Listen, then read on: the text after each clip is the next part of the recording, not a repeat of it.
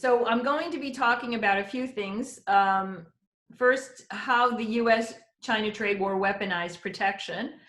Secondly, how to think about the trade war and the damage it does to economies. And here I'm going to focus on the US and China. And my shorthand way is just an own goal. And I think that's important for reporters to keep in mind when they're focusing on particularly what politicians on either side say about their actions. And I'm going to briefly, hopefully if time permits, discuss whether the trade war will bring supply chains home, a rhetoric that has certainly increased since the beginning of COVID-19. Slide. Okay, so first, weaponized protectionism. Here, the United States and China set the pace. And as we see on the next slide, the US weaponized tariffs in service of the goal, which was not directly related to Chinese tariff levels. It was focused on forced technology transfer. So many of you are familiar with the Section 301 case that the US brought. The case itself focuses on 4 different aspects of what the US sees as intellectual property violations, theft, forced tech transfer through joint ventures, and even cyber theft of US IP assets. So that is really what the case was about. The US chose to fight that case with tariffs. So tariffs became weapons to achieve a different aim, which was presumably reform of Chinese practices regarding our technology. As we have seen, and as Ambassador Lighthizer certainly related last week in his congressional testimony, the administration has gradually moved to a more open expression of the tariffs as a way to return manufacturing to the US. So the tariffs were weaponized as retaliation for this perceived harm to US interests, but it has since morphed into a more general desire to quote unquote decouple, where that decoupling is specifically aimed at bringing these activities back to the US. China, of course, retaliated and chose its targets wisely, focused on particularly on US agricultural exports, which we know did significant damage in US farm country.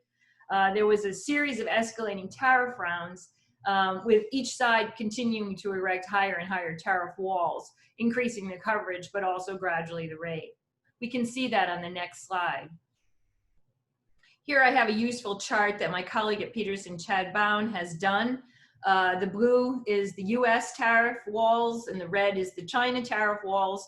And what we see is that through a series of tit-for-tat rounds, the US and China now maintain an average of 25% tax rates on each other's exports. For the US, tariffs continue to cover 2/3 of our imports from China.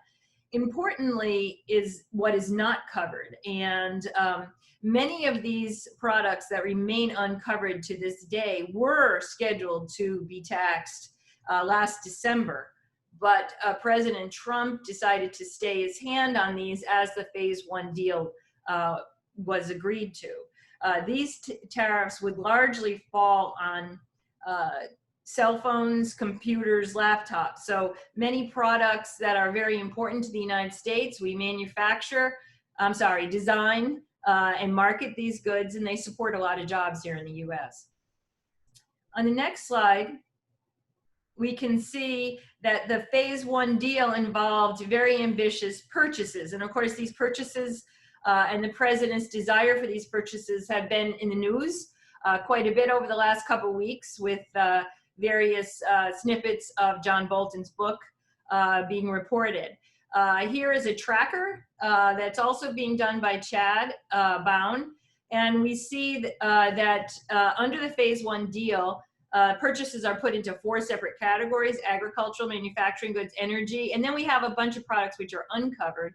And we see here that so far we're way below what we would need, the pace that we would need to reach these targets. Having said that, these are 2-year targets. China does not have to meet a month-by-month target. And of course, the global pandemic has certainly affected both the supply of these goods as each country has gone into lockdown with the pandemic, and demand. And both countries have seen an increase in saving rate and a big drop in consumer spending. So the phase one deals were always extremely ambitious. They were far higher than we would have expected just with, simply inflating the trend line from prior to the deal being signed. So they were always ambitious, and the pandemic has certainly made the achievement of these ambitious targets more difficult. Okay, the next slide. On this slide, I highlight some work I did with Chad on the role of state-owned enterprises in China.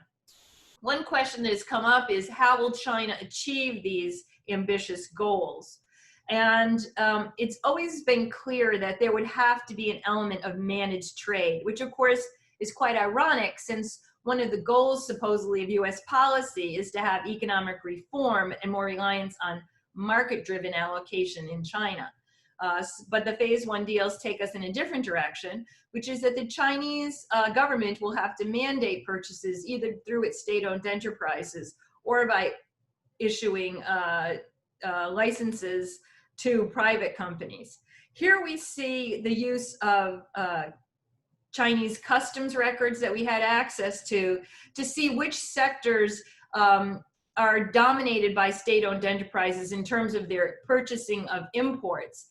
And we see for many of these industries, particularly in manufacturing, the sectors are not mainly SOE dominated. Importing is being done by Chinese private firms and foreign invested enterprises.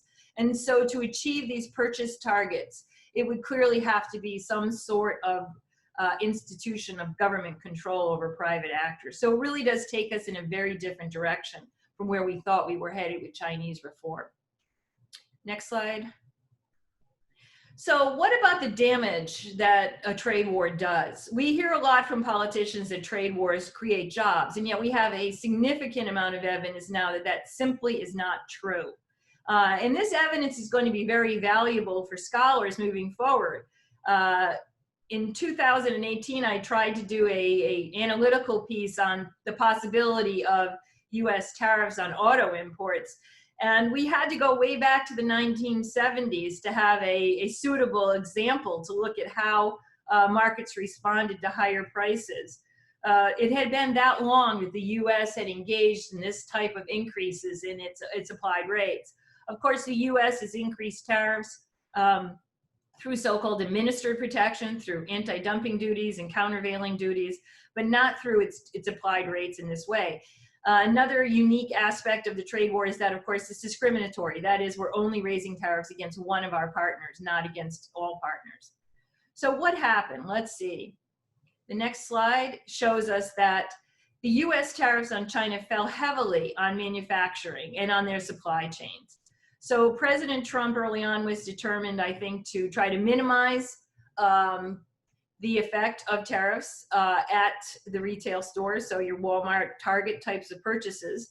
And that meant that the tariffs would fall heavily on intermediate goods that are purchased, parts and components that are purchased by American manufacturers. These products are largely shipped from foreign factories in China.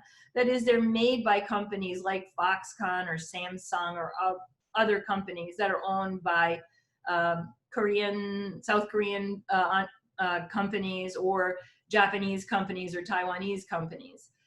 We also have looked at so-called related party trade, where the two sides, the buyer and the seller, have an ownership relationship.